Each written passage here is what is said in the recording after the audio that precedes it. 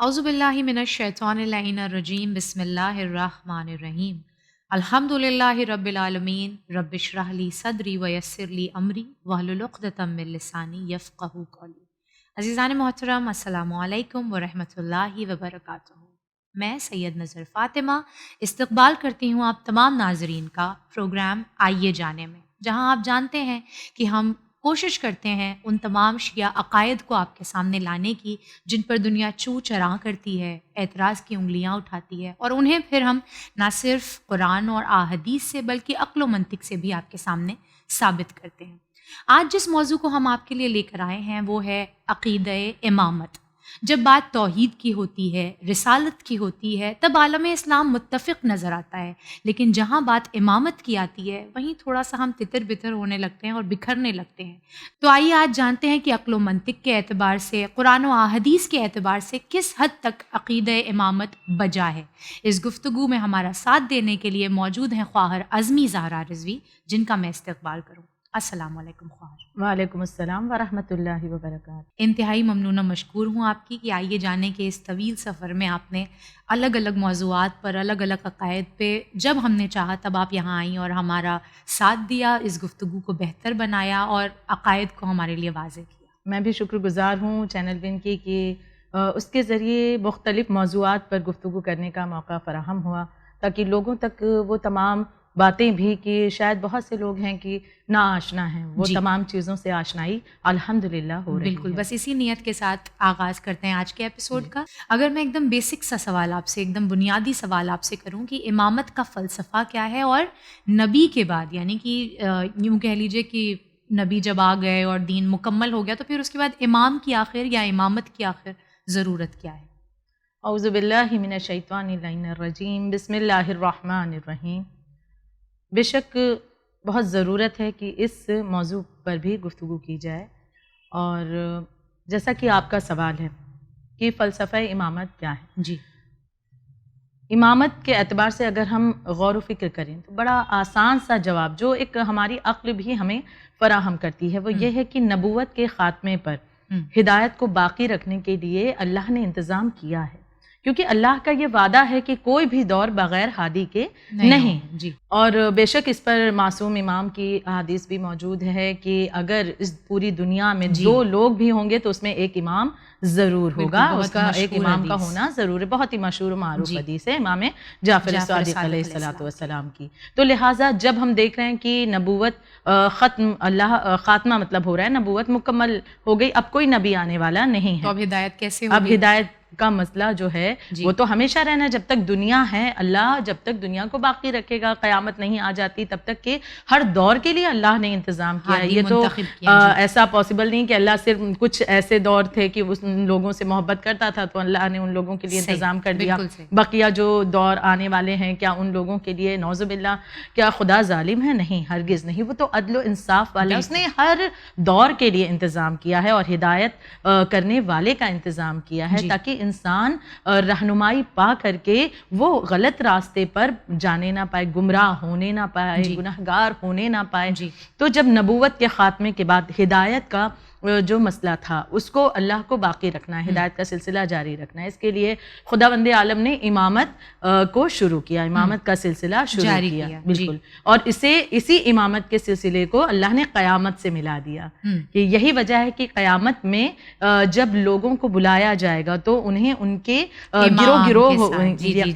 گروہ گروہ جب لوگ لائے جائیں گے تو ان کے امام کے نام سے انہیں بلایا جائے گا، یہی وجہ ہے۔ تو اب اگر ہم دیکھیں کہ امام، جیسا کہ عنوان سے واضح ہے کہ امام یعنی کہ مسلمانوں کا پیشوا، رہبر، وہ معصوم لیڈر کہ جو ان کی ہر طرح سے ایک بہترین ہدایت کر سکے، اسے گناہوں سے، خطاؤں سے، صحیح اور غلط کا فرق بتا سکے، گناہ سے دور کر سکے، حق کی طرف لے جائے، حق سے اسے آشنائی کرا سکے۔ یوں کہہ لیں جو رول نبی کا ہوتا ہے بالکل وہی رول، لیکن نبوت کے بعد یقیناً۔ اور شیعہ جو عقائد آیت کے رو سے ہم دیکھیں تو شیعہ عقائد میں یہ بات بالکل واضح ہے کہ امام یعنی کہ ہر لحاظ سے، ہر طرح سے وہ پیغمبر کا جانشین ہونا چاہیے، ہر لحاظ سے. جیسے کہ ابھی گفتگو جب آگے بڑھے گی تو اس کی وضاحت ہوگی کہ کس طرح ہر لحاظ سے اور کیا کیا چیزیں ہیں کہ اس اعتبار سے ہونا چاہیے. اور یہاں پر جیسے کہ آپ کا سوال ایک یہ بھی تھا کہ نبی کے بعد امام کے وجود کی ضرورت کیوں ہے؟ کیونکہ نبی یقیناً پروردگار عالم کی طرف سے انبیاء کرام کو اللہ نے ہدایت کے لیے ہی بھیجا، لیکن جب سلسلہ ختم ہو رہا ہے نبی نے، پیغمبر نے اس دین کی بنا رکھی، دین کے وہ بانی کہلائے. اب دین کا محافظ اگر کوئی کہلائے تو وہ امامت ہے کہ امامت کے ذریعے جو امام ہیں وہ دین کے محافظ ہیں، کیونکہ جو کام انبیاء کرام نے آغاز کیا، مکمل کیا، کام تو کر دیا گیا، لیکن اب اس دین کی حفاظت کرنے والا بھی تو ہونا چاہیے. بالکل بالکل، یہ دیکھنا بھی ہے کہ وہ مینٹینڈ رہے اور اس میں کوئی کمی اور زیادتی نہ کرنے پائے. مشہور بدعت نہ بالکل مشہور حدیث ہے کہ ہم بارہا سنتے رہتے ہیں، بہت سی روایتیں ہیں، قرآنی آیتیں دلائل اس بات پر کرتی ہیں کہ رسول اللہ نے جن چیزوں کو حرام کہہ دیا وہ قیامت تک کے حرام جو حلال وہ حلال رہے گا. تو اب ان چیزوں میں رد و بدل نہ آئے، پھر بدل نہ آئے، اپنی طرف سے چیزوں کو لوگ اپنے مقصد کے لیے، یقیناً اپنے فائدے کے لیے، اپنے مفاد کے لیے نہ کر دی. اس لیے اللہ نے امامت کا سلسلہ شروع کیا. صرف یہی نہیں بلکہ امامت ایک ایسی چیز ہے، ایک ایسا عقیدہ ہے، ایک اتنی امپورٹنٹ چیز ہے انسان کی زندگی میں کہ اس کی روحانی تکامل کے لیے، اس کی روح کو کامل کرتی ہے. یعنی کس طرح سے، اس کی ذرا میں وضاحت کرنا چاہوں گی کچھ لفظوں میں کہ انسان کی خلقت کا مقصد کیا ہے؟ اپنے رب تک پہنچنا، عبادت کے ذریعے اپنے رب کے قریب ہونا. اور رب کے قریب کب ہوگا؟ جب وہ کمال کی انتہا تک پہنچے گا. لیکن کمال کی انتہا تک پہنچنے کے لیے ضروری ہے کہ ایک صحیح گائیڈ اس کے لیے ہو، ایک صحیح رہنما ہو جو اسے بتائے کہ کیسے پہنچا جائے گا خدا تک، کہ کیسے خدا کی قربت حاصل کی جائے گی، کیسے کمال کے انتہا تک آپ پہنچ سکتے ہیں. تو لہٰذا ان تمام باتوں کے لیے ضروری ہے کہ ایک ہدایت کرنے والے کا بشکل امامت، بشکل امام ہونا بعد نبی بہت اہم، بہت ضروری. کیونکہ ہم یہ نہیں کہہ سکتے کہ ٹھیک ہے رسول اللہ نے تو قرآن ہم تک پہنچا دیا، ان کی سنت ہے، ہم کافی ہیں، سنت رسول اور قرآن مجید کے سہارے ہم کام چلا لیں گے. کام چلانا نہیں ہے، کام کو بالکل پرفیکٹ کرنا ہے. اللہ یہ چاہتا ہے. اور کیسے ہماری انسانی عقل میں کیسے آ سکتا ہے؟ ہم گنہگار انسان، ہم قرآن کے مفاہیم کو کیسے سمجھ سکتے ہیں؟ ایک آیت کے بتائے رہتے ہیں 70 معنی ہیں، کب کون سی معنی کو اپلائی کرنا ہے، یہ سب چیزیں کون بتائے گا؟ کون بتائے گا؟ یقیناً ضرورت ہے اس کا ایکسپرٹ ہو. تو ایکسپرٹ کون ہے؟ وہی ہو سکتا ہے جس کو رسول نے خود سکھایا. بالکل. تو ضروری ہے ہر لحاظ سے، ہدایت کے اعتبار سے، روحانی کاملیت کے اعتبار سے، انسان کا کمال کے انتہا تک پہنچنے کے لیے، ہدایت کا جو مقصد ہے وہ حاصل کرنے کے لیے ہر لحاظ سے ضروری ہے امام کا وجود بعد نبی انسان کی زندگی. تو یہ بات ہوئی امامت ضروری کیوں ہے، اس کا فلسفہ کیوں ہے، نبی کے بعد ایک امام کا ہونا ضروری کیوں ہے.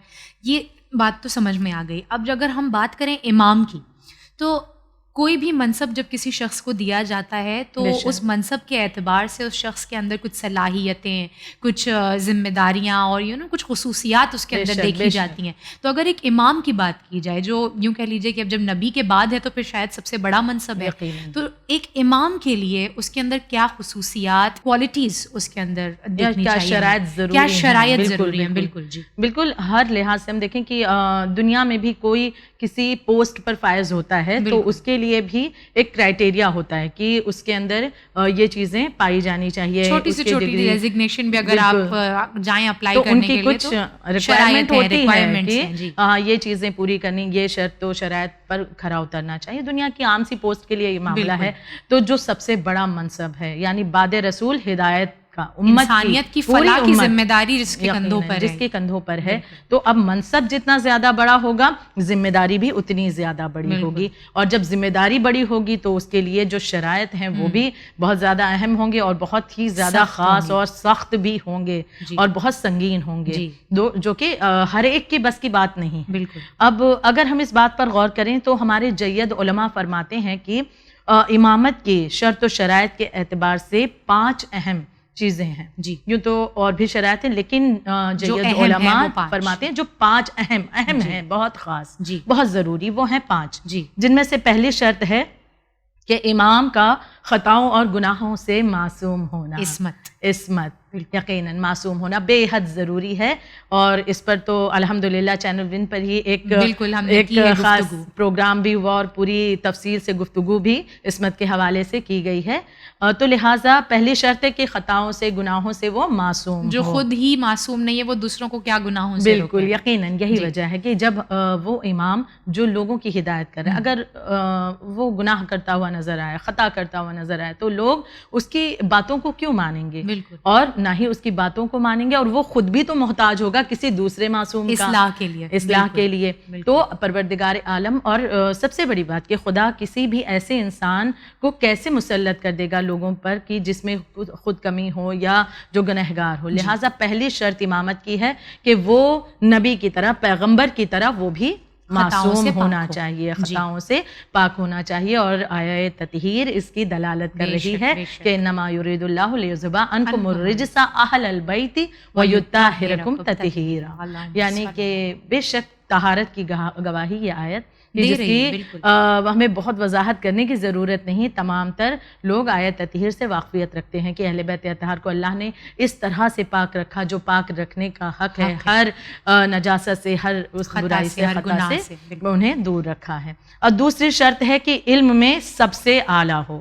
امامت کے لیے، امام کے لیے ضروری ہے پیغمبر کی طرح اس کا بھی علم میں اعلیٰ ہونا ضروری ہے. اصول کا علم، فروع کا علم، اسے قرآن مجید کے ظاہر و باطن کا علم، سنت پیغمبر کا علم، ہر ایک چیز کا علم ہونا اس کا ضروری ہے. یہ نہ ہو کہ ایسا علم ہو کہ جب کوئی پیچیدہ مسائل درپیش ہو تو اسے کسی اور کی ضرورت آ جائے کہ مجھے فلاں سے پوچھنا ہے، مجھے دیکھنا ہے.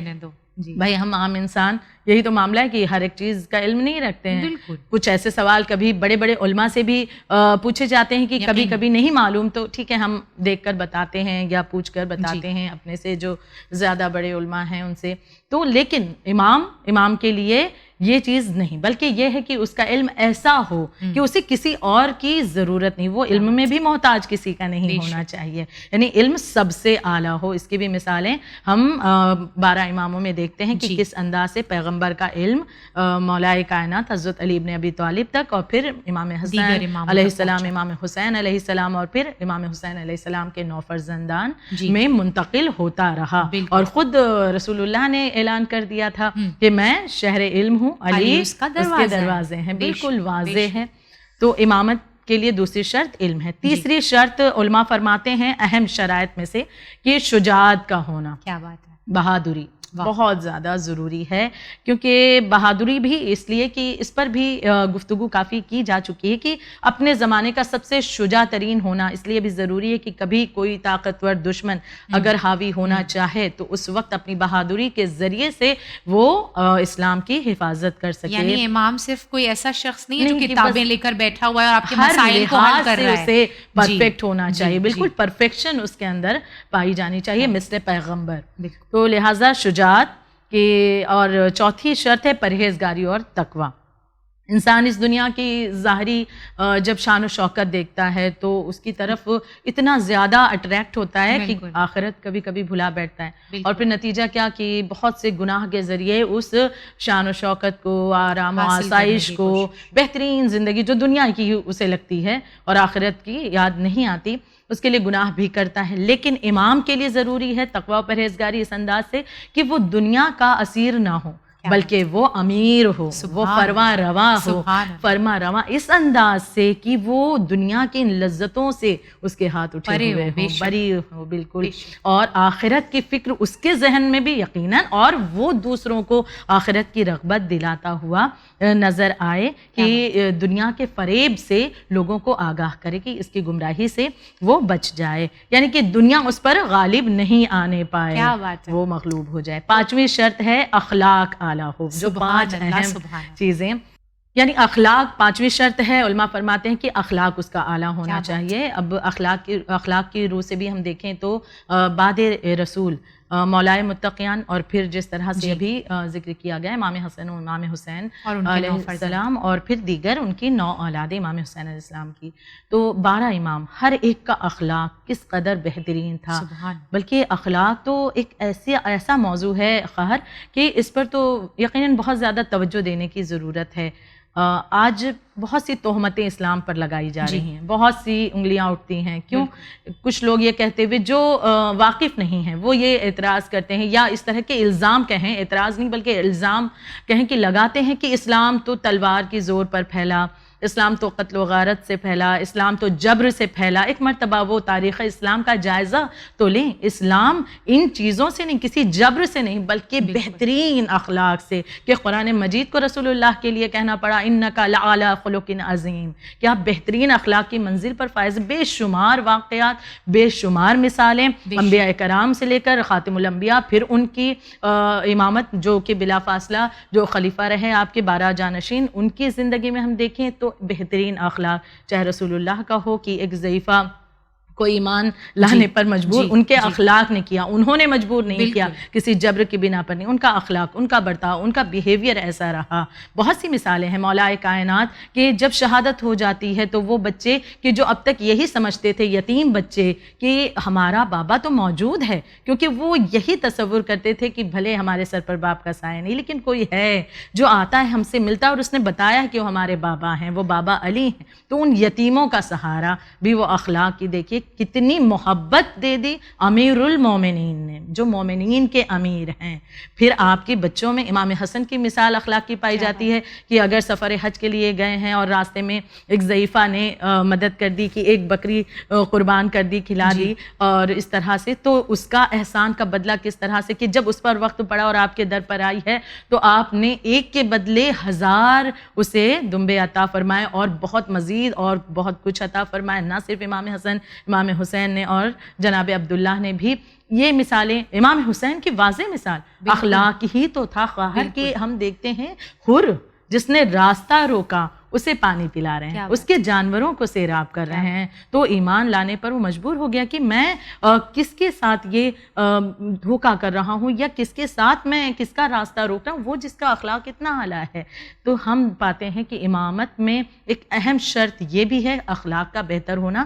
یہ 5 اہم شرائط ہیں جو علماء بیان فرماتے ہیں. سبحان اللہ، سبحان اللہ. اور یقیناً یہ وہ شرائط ہیں کہ جو جیسے ہم نے کہا کہ عقل و منطق کے اعتبار سے ہم بالکل ماننے پر مجبور ہو جاتے ہیں کہ کوئی شخص جس کے اندر ان میں سے کوئی بھی کمی ہو یا خامی ہو وہ امام ہو ہی نہیں سکتا ہے. اور جس کے اندر یہ تمام چیزیں ہیں پھر کیوں کوئی اس کی اتباع نہیں کرے، کیوں نہ مانے امام سے، کیونکہ مثل پیغمبر سب کچھ یہاں پر وہ ورثے میں لے کر آ رہے ہیں اور یہ چیزیں مکمل کی ہو رہی ہیں ان کی ذات میں. بالکل. تو خواہر امامت جو منصب ہے اس پر فائز کرنا ذمہ داری کس کی ہے؟ امام کا انتخاب کس کی ذمہ داری ہے؟ اب دیکھیے مطلب ویری یوں کہا جائے کہ لاجیکل ریزننگ ہے کہ اگر رسول اللہ ہیں تو پھر ان کے بعد وہ خود ہی بتا کر جائیں گے کہ بھئی ہمارے بعد یہ جو ہیں ہمارے سکسیسر ہیں، یہ جو ہیں ہمارے خلیفہ ہیں.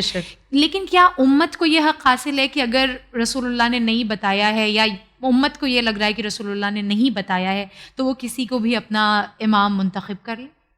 بالکل، بہت اہم سوال ہے یہ، اور اکثر یہ عالم اسلام میں یہ سوال اٹھتا ہے کہ امام کا انتخاب مطلب کس کی ذمہ داری ہے؟ رسول اللہ کی ذمہ داری ہے، اللہ کی ہے، امت کی ہے، کس کی ذمہ داری ہے؟ جیسے ابھی آپ نے 5 خصوصیات بتائیں، ہمیں اگر کوئی شخص نظر آ رہا ہے کہ ہاں بھئی ہمارے حساب سے اس کے اندر یہ تمام خصوصیات ہیں تو ٹھیک ہے ہم اس کو امام بنا دیں، یہ کس حد تک صحیح ہے؟ بالکل. تو اس جواب کو میں 3 حصوں میں، یا یوں کہہ لیجئے کہ یوں سمجھیں کہ 3 دلائل کے ذریعے دینا چاہوں گی. پہلی دلیل یہ کہ جو سوال آپ کا ہے کہ امام کا انتخاب کس کی ذمہ داری ہے، کیا یہ امت کو پیغمبر کا جانشین مقرر کرنے کا حق حاصل ہے؟ پہلی دلیل یہ ہے کہ اس کا جواب اولاً تو بالکل آسان اور واضح ہے کہ امام اور خلیفہ جو بھی پروردگار عالم کی طرف سے، جیسے کہ ہم گفتگو کر چکے ہیں، ہدایت کے لیے اللہ بھیجتا ہے. تو ہدایت کے لیے کون بھیجتا ہے؟ اللہ بھیج رہا ہے نا. تو پھر اللہ ہی تو اسے چنے گا، اسے منتخب کرے گا. اللہ کو ہی یہ حق حاصل ہے کیونکہ پروردگار عالم ہی جانتا ہے کہ اس منصب کا اصل میں اہل کون ہے. کیا بات! خدا جانتا ہے. یہ انسان کے بس کی بات نہیں کہ وہ جانے کہ اس کا علم کیسا ہے، یہ اس کے اخلاق کیسا ہے، یہ اور دوسرے جو شرائط ہیں، خود کا علم مکمل نہیں ہے وہ دوسروں کو جج کیسے کر سکتا ہے؟ یقیناً وہ کیسے جج کر سکتا ہے؟ تو اللہ کا ہی یہ انتخاب کی ذمہ داری ہے خداوند عالم کی ہے کہ خدا ہی انتخاب کرے گا کہ وہ کسے بعد رسول جانشین رسول بنا رہا ہے اور اس کے بعد کس طرح سے وہ سلسلہ آگے بڑھائے گا، کیونکہ خدا ہی جانتا ہے دلوں کے راز کو. زہد ہے، تقویٰ ہے، علم ہے، شجاعت ہے، اخلاق ہے، طہارت ہے، عصمت ہے، معصوم ہونا، ہر لحاظ سے علم فقط پروردگار عالم کی ذات کو ہے. اب دوسری دلیل یہ ہے کہ جو یہ امت کہتی ہے کہ بہت سے ایسے بھی افراد ہیں کہ جو یہ کہتے ہیں کہ نہیں، اللہ کی طرف سے فقط رسول کو معین کیا گیا، اس کے بعد رسول کے بعد جو جانشین ہیں تو وہ تو رسول نے بھی منتخب نہیں کیا، نہ ہی بتایا، نعوذ باللہ، اور اللہ کی طرف سے بھی ایسا کوئی معاملہ نہیں. تو اب ان کے لیے یہ دلیل کہ رسول اللہ صلی اللہ علیہ وآلہ وسلم اگر کبھی کسی غزوات کے لیے جاتے تھے مدینہ سے کہیں پر، تو اس عرصے میں کچھ ٹائم پیریڈ کے لیے اگر ہٹ رہے ہیں مدینے سے، تب بھی اس ٹائم پیریڈ میں وہ کسی نہ کسی کو اپنا جانشین مقرر کر کے جاتے تھے. تو کیسے ممکن ہے یہ کہ کچھ عرصے کے لیے تو رسول اللہ کو یہ خیال رہے کہ امت بھٹکنے نہ پائے میری غیر موجودگی میں، تو وہ رسول عربی جنہوں نے اس امت کو زندگی عطا فرمائی، جو بانی اسلام، جنہوں نے اتنی محنت کی دین اسلام کو پہنچانے کے لیے، یقیناً وہ کیسے یہ ہونے دیتے؟ کیسے ممکن ہے کہ اتنی بڑی ذمہ داری کو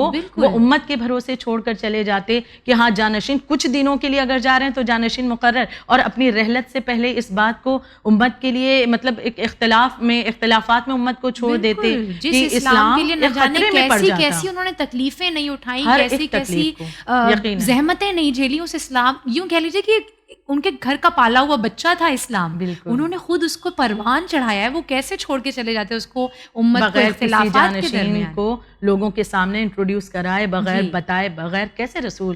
یہ بالکل عقل سے باہر بات ہے کہ رسول اللہ جس دین کو اس طرح سے سنبھال کر کے انہوں نے مکمل کیا، اتنی محنت کی، اتنی مشقت، اتنی تکلیفیں، اتنی زحمتیں اٹھائیں، اور اس دین کو یوں ہی مطلب اندھیرے میں چھوڑ کر کے چلے جاتے اور امت کے بھروسے کر دیتے کہ بھائی میرا کام یہاں تک تھا، اب آگے کا آپ سمجھیے. نعوذ باللہ، ایسی بات تو نہیں ہے. تو لہٰذا یہ بات بھی بالکل عقل کے اعتبار سے بالکل سراسر غلط ہے کہ رسول اللہ نے امت کو کے حوالے یہ معاملہ کیا تھا. اب تیسری دلیل، اگر چلیے یہ فرض کر لیں، مان لیں کہ امت کے حوالے کیا یہ معاملہ، جبکہ یہ حقیقت نہیں ہے، جو کہ بہت سی کتب اس کے بارے میں موجود ہے اور حدیثیں بھی موجود ہیں اور روایتیں ہیں کہ بالکل واضح ہے کہ یہ معاملہ ایسا حقیقتاً نہیں. لیکن اگر چلیے بالفرض فرض کر لیں کہ امت کو حق حاصل کر دیا گیا، فراہم کر دیا گیا کہ ٹھیک ہے امت کو حق ہے کہ بعد رسول وہ جانشین مقرر کرے، تو اب وہ امت کیسی تھی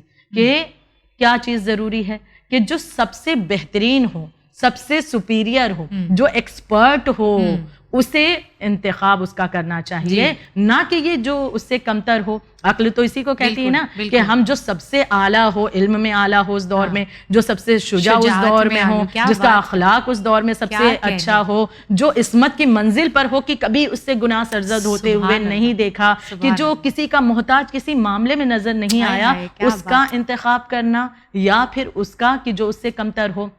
انسان کی عقل کیا کہتی ہے؟ اگر امت کے حوالے یہ مسئلہ تھا تو امت کیسی تھی کہ اس نے عقل مندی کا مظاہرہ نہ کر کے اور کم عقلی کے بنا پر علی کو چھوڑ کر اور پھر اس کے بعد دیگر جو معصوم ہستیاں ہیں تو ان سے انکار کرتے ہوئے دوسری طرف. تو بالکل واضح ہے کہ یہ انتخاب کا حق پروردگار عالم کا. اللہ اپنے حکم سے رسول اللہ کو آگاہ کرتا رہا بارہا، اور رسول اللہ نے پیغام دنیا تک پہنچایا بھی ہے. باہر یہ تو عقل و منطق کے اعتبار سے تمام گفتگو ہو گئی. اب اگر ہم بات کریں احادیث کی روشنی میں، سنت رسول کی روشنی میں اور قرآن مجید کے آیتوں میں، تو کہاں پر ہمیں امامت کا ذکر ملتا ہے، امامت کے دلائل ملتے ہیں؟ بے شک تمام چیزوں کی طرح مسئلہ امامت میں بھی قرآن مجید بہترین رہنمائی فرماتا ہے، جیسے کہ ہر ایک مسائل میں قرآن مجید ہماری رہنمائی کرتا ہوا نظر آتا ہے. اب ہم سب سے واضح ایک آیت بارہا سنتے رہتے ہیں اور الحمدللہ مسلمانوں کے بچوں کو یاد ہونی بھی چاہیے. سورہ نساء کی آیت نمبر 59 کہ یا ایھا الذین آمنوا اطیعوا اللہ واطیعوا الرسول واولی الامر منکم. بہت واضح کہ اے ایمان والوں اللہ کی اطاعت کرو اور رسول اور تم میں سے جو صاحبان امر ہیں ان کی اطاعت کرو. اللہ کی اطاعت کرنا پہلی چیز. دوسری رسول اللہ کی اطاعت کرنا جی. اور ان کے بعد اولی الامر. اب اولی الامر کون ہے؟ جب ہم دیکھتے ہیں تو پاتے ہیں کہ اولی الامر سے مراد وہی معصوم امام اور رہبر ہیں، یعنی امامت کی طرف بالکل واضح اشارہ کیا جا رہا ہے، جنہیں خدا نے بعد رسول جانشین بنایا. اب اس آیت کے ذیل میں کچھ باتیں کہ جو لوگ کہتے ہیں کہ اولی الامر سے مراد حاکم ہے یا حاکم کی طرف اشارہ ہے. اب اگر حاکم کی طرف اشارہ ہوتا کہ حاکم کی اطاعت کرو، اللہ حکم دیتا، تو الگ الگ کنٹریز میں الگ الگ جو لوگ رہتے ہیں مسلمان، سب اپنے اپنے علاقے کے جو حاکم ہوتا، جو حکومت ان پر کر رہا ہے، اس کی اطاعت اس پر واجب ہو جاتی اس آیت کے ذریعے. تو کیا نعوذ باللہ من ذالک کہ خدا ظالم ہے کہ حاکم تو اچھا بھی ہو سکتا ہے، کیسے حاکم نہیں گزرے ہیں، تاریخ گواہ ہے. اور آج بھی کیسے کیسے حاکم نہیں، کئی ملکوں میں ہے کہ بہت انسان پریشان نظر آ رہا ہے، ان کا ایسا رویہ ہے، طریقہ کار ہے، صرف اپنے سونا چاندی بٹورنے میں لگے ہوئے ہیں، اپنی عیش و عشرت میں لگے ہوئے ہیں. کیا خدا ایسے حاکم کی آپ کو اطاعت کرنے کا کیسے حکم دے سکتا ہے؟ یہ خدا کے عدل و انصاف کے بالکل خلاف بات. اور اگر یہ کہیں کہ صحابہ سے تعلق ہے اس آیت کا، اولی الامر یعنی صحابہ، تو یہ بھی ممکن نہیں ہے، کیونکہ اللہ نے کیا فرمایا کہ ہر دور میں کے لیے میں نے انتظام کیا ہے ایک ہدایت کرنے والے کا، ایک ہادی کا. تو صحابہ تو ایک ٹائم پیریڈ تک ہی تھے، پھر اس کے بعد نہیں. تو اب اس کے بعد کے لیے کیا؟ اب کون ہدایت کرے گا؟ تو پھر ظاہراً یہ وہی امام ہے جو الگ الگ زمانے میں نظر آئے، وہی معصوم پیشوا اور رہبر کہ جن کا سلسلہ بعد رسول مولا کائنات سے شروع ہو کر کے اور آج اس دور میں بھی ہمارے امام زمانہ عجل اللہ تعالیٰ فرجہ الشریف کے ذریعے موجود ہے، یعنی کہ جو اولاد مولا کائنات ہیں. تو بے شک اس طرح سے پروردگار عالم نے انتظام کیا. ہم سورہ نساء کی آیت کو دوسری مثال میں سورہ مائدہ کی دینا چاہوں گی. سورہ مائدہ 67 آیہ بلغ اسے کہتے ہیں. تو زیادہ تفصیلا نہیں، بس اشارتاً کی آیہ بلغ میں بھی امامت کے ہی امر کو لوگوں تک پہنچانے کا حکم اللہ نے رسول خدا کو دیا تھا. اب کچھ لوگ یہ کہتے ہیں کہ اس آیت کا تعلق اس امر سے نہیں بلکہ توحید یا شرک یا یہود اور منافقین جیسے دشمنوں کے خلاف جہاد سے تھا. تو یہ پاسبل ہی نہیں ہے، کیونکہ سورہ مائدہ کے نزول کے وقت تک یہ تمام جو مسائل تھے آلریڈی حل ہو چکے تھے. تو یہ مسائل جو پہلے سے حل ہو چکے ہیں تو اللہ کیوں کہے گا اب پہنچا دو؟ اب پہنچا دو کا مطلب ہے کہ جو پہلے نہیں پہنچایا گیا. تو یہ تمام مسائل آلریڈی سورہ مائدہ کے نازل ہونے سے پہلے تک کے سالو ہو چکے تھے، کمپلیٹلی حل ہو چکے تھے. تو واضح ہے کہ آیہ بلغ کا اشارہ امامت کی طرف. بہت سی حدیث غدیر اور حدیث غدیر من کنت مولا فہذا علی مولا، اور اس کے بعد اس آیت کا نزول کہ الیوم اکملت لکم دینکم، دین کو مکمل اللہ نے کر دیا. حدیث ثقلین میں تمہارے درمیان دو گراں قدر چیزیں چھوڑے جاتا ہوں، ایک قرآن، دوسرے میرے اہل بیت، اور ان سے اگر وابستہ رہو گے تو مجھ سے حوض کوثر پر ملاقات کرو. تو ان سے وابستہ رہنا یعنی کہ جب تک آخری لمحے تک کے انسان کو ان سے وابستہ رہنا ہے. اگر امامت سے تعلق اس آیت کا نہیں ہوتا تو وہ کون سی شخصیتیں ہیں جن سے وابستہ رہنے کا حکم رسول اللہ دے؟ کیا بات! تو یہی تو ہیں، وہی اولاد رسول اللہ، وہی اولاد علی و فاطمہ جو آج بھی امام مہدی کی شکل میں موجود ہیں. اور ایک اور دلیل کہ ابن بابویہ نے امام رضا علیہ السلام سے روایت کی ہے کہ رسول خدا صلی اللہ علیہ وآلہ وسلم نے فرمایا کہ جو شخص درخت یاقوت سرخ کو دیکھنا اور چھونا چاہے، جسے خلاق عالم نے اپنے دست قدرت سے لگایا ہے، تو اسے چاہیے کہ علی اور ان کے فرزندوں کی امامت کا اعتقاد رکھے، کیونکہ وہ ائمہ طاہرین خلائق کے درمیان خدا کے برگزیدہ اور ہر گناہ و خطا سے پاک و منزہ ہیں. یہ بھی حدیث ہم پاتے ہیں کہ اس طرح سے، یعنی بہت سی، یہ تو چند مختصر لیکن دلائل بے شمار موجود. سبحان اللہ. یہ دلائل کیا فقط اہل تشیع کے درمیان ہے، یا اگر ہم گفتگو کریں عالم اسلام کے دیگر کتب کی، دیگر فرقوں کی، کیا ان کے ہاں امامت کا کوئی عقیدہ نہیں پایا جاتا؟ یا پھر اگر پایا جاتا ہے تو پھر ان اماموں کی طرف ان کا اشارہ نہیں ہے؟ تو کیا کیفیت کیا ہے عالم اسلام میں امامت کے اعتبار سے؟ کیا صرف اہل تشیع ہیں جو امامت میں عقیدہ رکھتے ہیں؟ اہل تسنن یعنی اہل سنت کی، ہمارے سنی برادران کی بھی کتابوں میں کئی احادیث موجود ہیں جس میں واضح طور پر نام لے کر کے امامت، نہ صرف امامت بلکہ 12 اماموں کا نام لے کر کے ذکر کیا گیا ہے. وہی 12 امام جن پر ہم عقیدہ رکھتے ہیں. تو اب یہاں پر میں چند مثال پیش کرنا چاہوں گی کہ اہل سنت کی انتہائی مشہور اور اہم کتب جو ہیں، مثلا صحیح بخاری، صحیح مسلم اور صحیح ترمذی، وغیرہ، مسند احمد بن حنبل وغیرہ تمام تر کتابیں، ان تمام میں احادیث امامت کے متعلق احادیث موجود ہیں اور دلائل موجود ہیں. ان میں سے کچھ حصہ پیش کروں گی. مثلا صحیح بخاری میں بھی اور صحیح مسلم میں بھی، یعنی جو دو سب سے گراں قدر کتابیں ہیں. ہاں، اور ان دونوں میں یہ روایت جو میں ابھی پیش کرنے جا رہی ہوں موجود ہے. صحیح بخاری میں بھی اور صحیح مسلم میں بھی ایک حدیث ان الفاظ کے ساتھ موجود ہے کہ جابر بن سمرہ کہتے ہیں کہ میں نے پیغمبر اسلام سے سنا کہ انہوں نے فرمایا، اسلام کیا فرمایا؟ کہ اسلام ہمیشہ عزیز رہے گا یہاں تک کہ میرے 12 خلیفہ ہوں گے. اب اس کے بعد یہ کہتے ہیں کہ اس کے بعد رسول اللہ نے ایک جملہ ارشاد فرمایا کہ جسے میں سمجھ نہ سکا تو میں نے اپنے والد سے اس جملے کی وضاحت پوچھی. تو انہوں نے کہا کہ رسول اللہ نے فرمایا کہ یہ سب خلفاء اور امام قبیلہ قریش سے ہوں گے. یعنی یہ 12 امام قبیلہ قریش سے ہوں گے. نشانی بھی واضح طور پر بتا دی. یہ جو میں نے پیش کی ہے ابھی آپ کے سامنے اس دلیل کو، یہ دلیل صحیح بخاری اور صحیح مسلم میں انہی الفاظ کے ساتھ نقل کی گئی ہے، موجود ہے. دوسری ایک مثال، دوسری ایک دلیل، اہل سنت کے مشہور عالم ہیں شیخ سلمان قندوزی. ان کی کتاب ہے ینابع المودہ. اس میں وہ رقم کرتے ہیں کہ ایک یہودی پیغمبر اسلام کی خدمت میں ایک بار حاضر ہوا اور اپنے چند سوالات کے دوران اس نے رسول اللہ سے ان کے اوصیاء اور خلفاء کے متعلق سوال کیا. تو پیغمبر نے اپنے جانشینوں کا تعارف ان الفاظ میں کروایا. اب سنیے گا کس طرح سے تعارف کروایا، اور یہ کن کی کتب؟ ہمارے اہل سنت برادران کی کتب میں موجود ہے. اس الفاظ میں رسول اللہ نے اپنے جانشینوں کا تعارف کروایا کہ آپ نے فرمایا کہ میرے وصی علی ابن ابی طالب ہیں، ان کے بعد میرے 2 فرزند نواسے حسن و حسین ہوں گے، اور حسین علیہ السلام کے بعد 9 امام ان کی نسل سے ہوں گے. یہودی نے عرض کیا کہ یا رسول اللہ ان ائمہ کے نام بھی بیان فرما دیں. اب نام بھی اس کتاب میں موجود ہے، رقم کیا گیا ہے. تو آپ نے فرمایا جب حسین علیہ السلام دنیا سے، ابھی تک کہ آپ نے مولا کائنات کا نام لیا، امام حسن، امام حسین اور ان کے 9 فرزندوں کا ذکر کیا. اب ان 9 فرزندوں کا نام بھی اس یہودی نے سوال کیا کہ ان کے نام بھی بیان فرما دیں. آپ بیان فرماتے ہیں کہ جب حسین علیہ السلام دنیا سے رخصت ہوں گے تو ان کے فرزند علی یعنی زین العابدین علیہ السلام جانشین ہوں گے.